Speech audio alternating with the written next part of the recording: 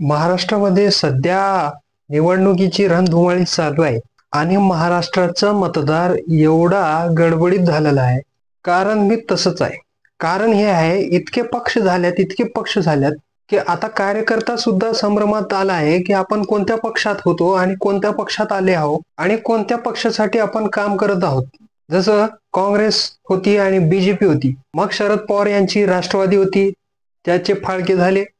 अजित पवार गट एक झालं आणि शरद पवार गट एक झालं. त्यानंतर शिवसेना होती, शिवसेनाचं एक गट शिंदे सेना झालं आणि एक उद्धव सेना झालं. मग त्याच्यानंतर वंचित बहुजन आघाडी आहे, MIM आहे, इतर अनेक पक्ष या महाराष्ट्राच्या रणसंग्रामात उतरलेले आहेत. आता जनता ही संभ्रमात आहेत की आपण कोणत्या पक्षासाठी कार्य करत होतो, कोणत्या पक्षासाठी वोट करत होतो. आता त्या पक्षांचे पण फाळके झालेले आहेत. आता आपण कुठं जावं, हे सर्व मीडियावाले आता प्रश्न विचारत आहेत जनताला.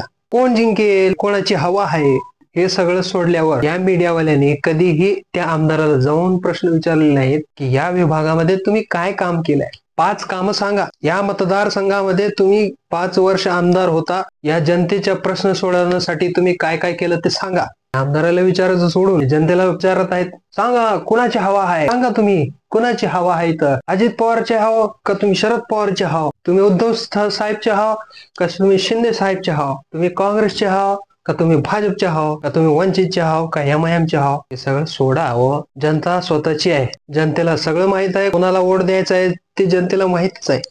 तुम्ही जाऊन तिथं विचारू नका. तुम्ही जनतेचे प्रश्न विचारा ना जाऊन आमदाराला.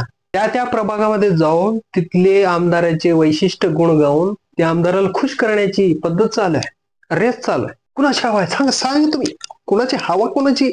अरे सगळ्यांची हवा गेलेली आहे, सगळ्यांची हवा गेली. इतके पक्ष काढून बसलात, आता हवा कोणाची, काय कोणाची, काय विचारावं. आता या सोयाबीनचा भाव विचारा, 12 वर्षापासून तोच भाव आहे. शेतकऱ्यांनी उगवावं का आणि खावं का, करायचं काय हे नेमकं तरी सांगा ना.